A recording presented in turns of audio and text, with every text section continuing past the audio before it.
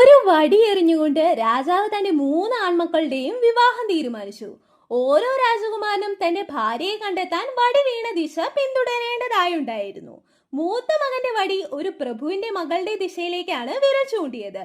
രണ്ടാമത്തെ മകന്റെ വടിയും മറ്റൊരു പ്രഭുവിന്റെ മകളുടെ നേരെയാണ് വിരൽ ചൂണ്ടിയത്. എന്നാൽ ഇളയ മകന്റെ വടി കാടിന് നേരെയാണ് വിരൽ ചൂണ്ടിയത്. അങ്ങനെ 3 ആൺമക്കളും പുറപ്പെട്ടു. എന്നാൽ ഇളയ മകൻ അതീവ ദുഃഖിതനായിരുന്നു. കാട്ടിൽ നിന്ന് എനിക്ക് എങ്ങനെ എന്റെ ഭാര്യയെ കണ്ടെത്താനാകും എന്ന് മാത്രമായിരുന്നു അവൻ ചിന്തിച്ചിരുന്നത്.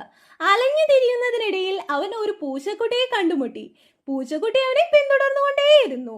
ശല്യം തോന്നിയ രാജകുമാരൻ തനിക്ക് ഭാര്യയെ കണ്ടെത്തേണ്ടതുണ്ടെന്നും അതിനാൽ തന്നെ ഒറ്റയ്ക്ക് വിടണമെന്നും പൂച്ചക്കുട്ടിയോട് പറഞ്ഞു.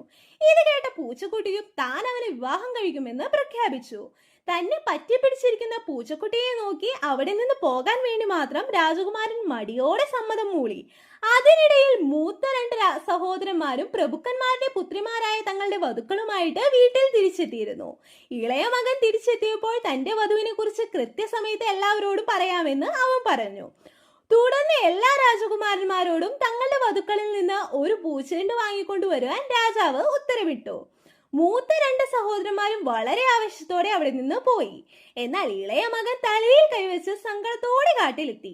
തന്റെ വധുക്കളിൽ നിന്ന് ഓരോ പൂച്ചെണ്ട് കൊണ്ടുവരാൻ പിതാവ് എല്ലാ വരന്മാരോടും ആവശ്യപ്പെട്ട കാര്യം അവൻ സങ്കടത്തോടെ പൂച്ചക്കുട്ടിയോട് പറഞ്ഞു. വിഷമിക്കേണ്ടെന്നും സമാധാനമായി ഉറങ്ങിക്കോളൂ എന്ന് പറഞ്ഞ് പൂച്ചക്കുട്ടി അവനെ ആശ്വസിപ്പിച്ചു. അന്ന് രാത്രി വൈകി പൂച്ചക്കുട്ടി ഒരു മരത്തിനടുത്തേക്ക് പോയിട്ട് ഒരു തുള തുറക്കാനായിട്ട് തുടങ്ങി.